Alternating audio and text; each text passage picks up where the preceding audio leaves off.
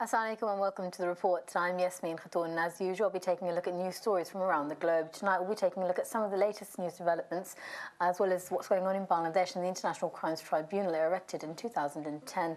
With Bashar al-Assad announcing his plans to run for election in June and violence continuing in the Central African Republic, here's your global news roundup. An Egyptian court's decision to sentence 683 alleged Muslim Brotherhood members, including the group's leader, Mohammed Badi, to death has drawn criticism both in Cairo and abroad. Criticism at the sentencing and for the speed at which the case was tried. The defendants were accused of inciting violence and murdering a policeman in the town of Al-Adwa in Egypt's southern province in Minya last year. They were sentenced following a trial that lasted only minutes. The accused were not present during the trial and their lawyers did not present any defense. Family members were shocked by the sentence and say they only want security forces to give their loved ones a fair trial. The cases follow a violent crackdown on the Muslim Brotherhood since the ousting of President Mohammed Morsi last year. Hundreds have been killed and thousands arrested. Hundreds of the group's alleged supporters have already been sentenced to death in similar mass trials. The speed of these hearings has been criticized by the United Nations and international human rights organizations. The Grand Mufti, Egypt's top Islamic authority, will now review the sentences with a final decision in June. This comes as an Egyptian activist group instrumental in the downfall for former President Hosni Mubarak has reacted defiantly to a court ruling banning it. The court on Monday banned the pro-democracy 6th of April youth movement that helped ignite the uprising that toppled autocrat Hosni Mubarak in 2011. The court that issued Monday's ruling was the same body that last year banned the Muslim Brotherhood. Syrian President Bashar al-Assad declared on Monday that he will run for re-election in a vote on June 3rd. The vote is widely expected to secure him a third term in office, despite the country's 3-year civil war, in which over 150,000 people have so far lost their lives. The civil war stemmed from protests against Assad's rule. Parliament Speaker Mohammed al-Laham made the announcement during a televised session of Syria's parliament. Many have condemned the election as a parody of democracy, saying no credible poll can be held in a country where 6 million people have been displaced.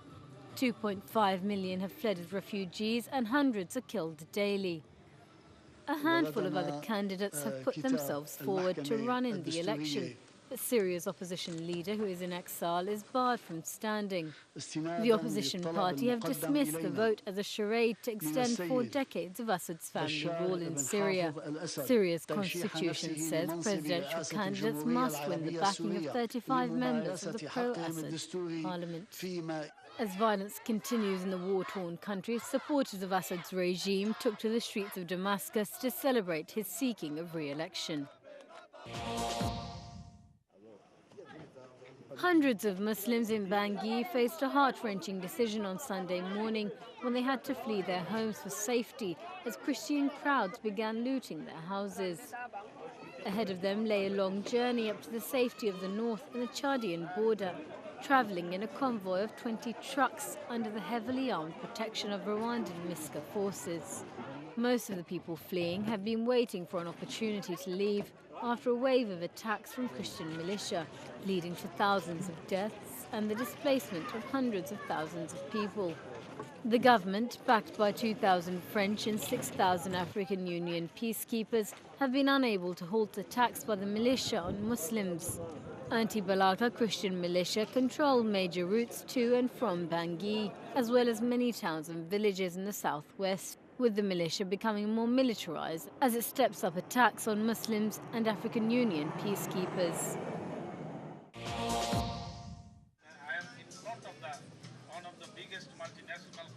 A week of global activism, including protests on the streets of London, made sure the world remembered the 24th of April as a day to commemorate the Rana Plaza factory collapse.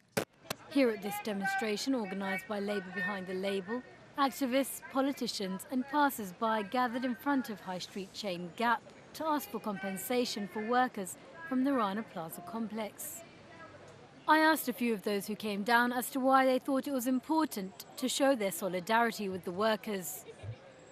After the tragic collapse of Rana Plaza, when we saw almost 1,200 people killed, 2,500 people injured, and probably the worst industrial accident we have heard of for a long, long time, not just in the developing world, in the developed world as well. And I think it's time to ask the big companies what progress they've made and whether they've signed up to the accords which have been presented for them to improve health and safety in these factories that they depend on critically for their cheap goods here. It's important for the families of the victims back in Bangladesh to feel that the world hasn't forgotten them. I also think it's important because what we're trying to do is to get the really big companies to also take responsibility for the standards that operate in the factories from which they buy the goods that, from which those companies profit.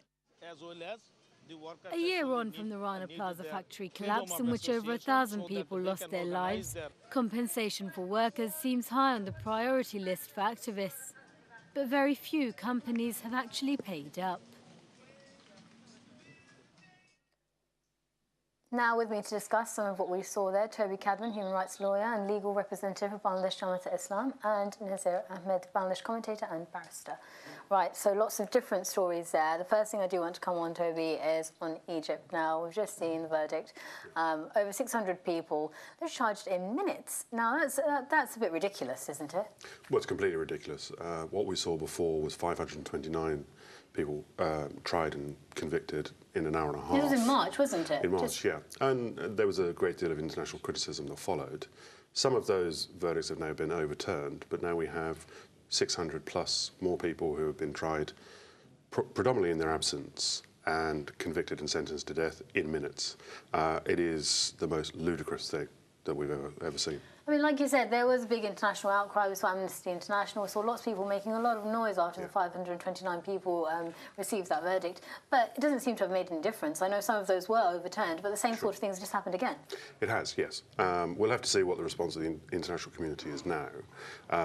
Seeing the statements from the UN High Commissioner for Human Rights, Amnesty, Human Rights Watch and various other groups, I think we're likely to see stronger statements, but that has to be translated into action, particularly when we see comments from politicians in the West applauding Sisi for standing in the upcoming elections and applauding him for trying to bring calm to Egypt. It is just utterly ridiculous.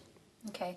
I know you were saying to me, Nazir, before you saw it, you were saying, what is this? I mean, Egypt's just going a little bit crazy. It's a mockery of justice. More than 600 people, death penalty in a minute. So it's like, to the judge or concerned people, probably they thought, death penalty like, motoring offenses like this. Hundreds of people, in a minute given death penalty. A mockery of justice. Exactly. And death penalty is the highest punishment that one can be given in this world.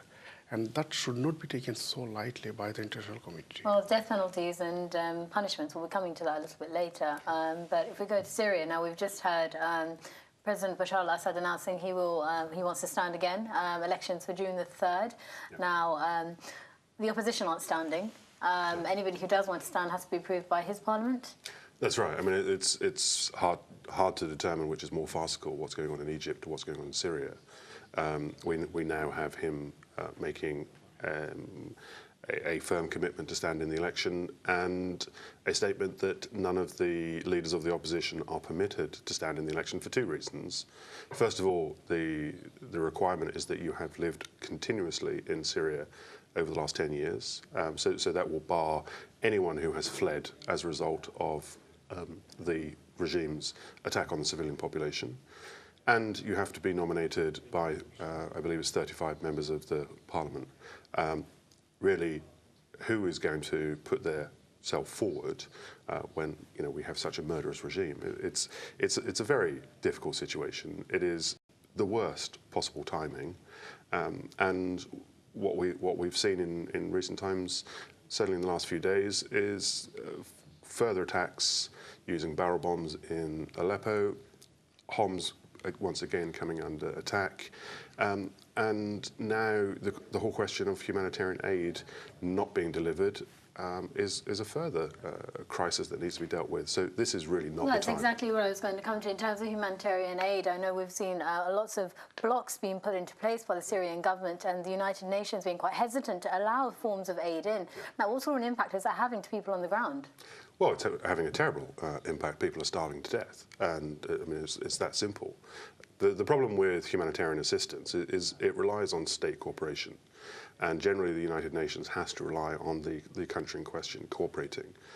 Where Syria has refused to allow aid coming through Turkey and Jordan, the position that they've taken is that this is aid going to jihadist groups, which is the usual rhetoric that we expect to hear from the Syrian government.